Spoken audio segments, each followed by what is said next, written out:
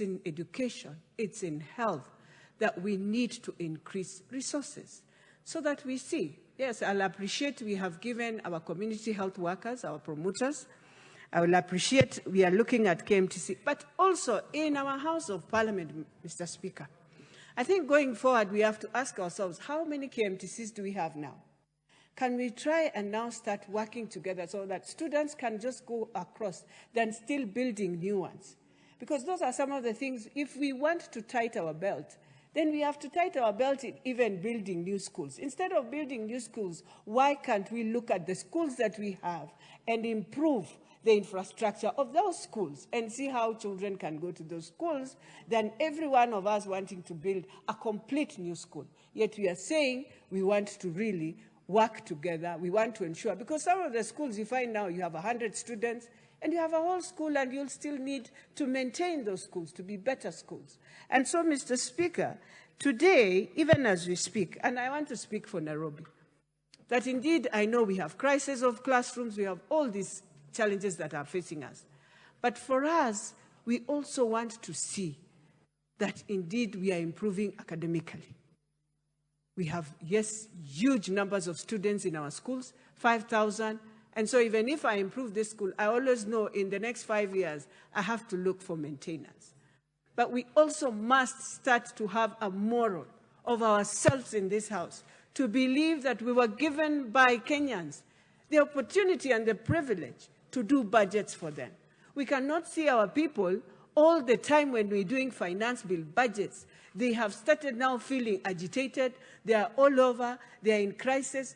Nobody knows. Any entrepreneur who's a startup cannot understand, how do I start a business and how do I survive in an environment that is not conducive to do business as Kenya.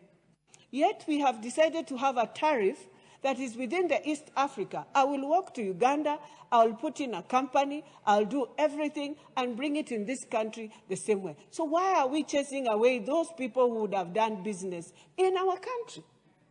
Because our conducive environment for business right now is very hurting. And so for me, as much as we support, we must stand and we must be very courageous as Parliament to now tell the executive, our people here, they cannot go through this. And we have to do it unless we were not elected as the same executive. They were voted in, you were voted in. I have to stand for my people, fight for my people. For Nairobi, as I finalize, Mr. Speaker, there is no way we are going to do what we are doing. Yet we are the same people, starting from the county. They are the ones who will give you all the allocation letters that you need.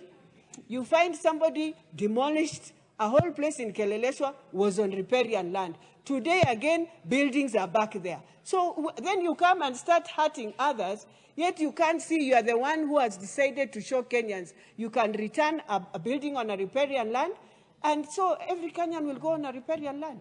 So it's very unfair what we are doing as leaders. And most of us are the ones with shops there, selling clothes and everything, but you want to finish Madare, you want to finish Ruaraka. I don't think it is right. Mr. Speaker, I support, but it is time this House must stand for what we were given by this Constitution. I beg to support. Thank you. Member for Mungi West. Thank you, Mr. Speaker, for giving me this opportunity actually to add the voice on this supplementary budget. And from the onset, I will just take 2 minutes because I know members have got interest on this. Mr. Speaker, I would like to start by thanking the Chair Committee, Mheshimiwa Ndindi Nyoro, for the effort actually together with the members, the way they have done this supplementary budget based on what we have been experiencing in terms of economic issues in this country, Mr. Speaker. There are some few things we want actually to laud in terms of the higher education actually gaining on this supplementary budget.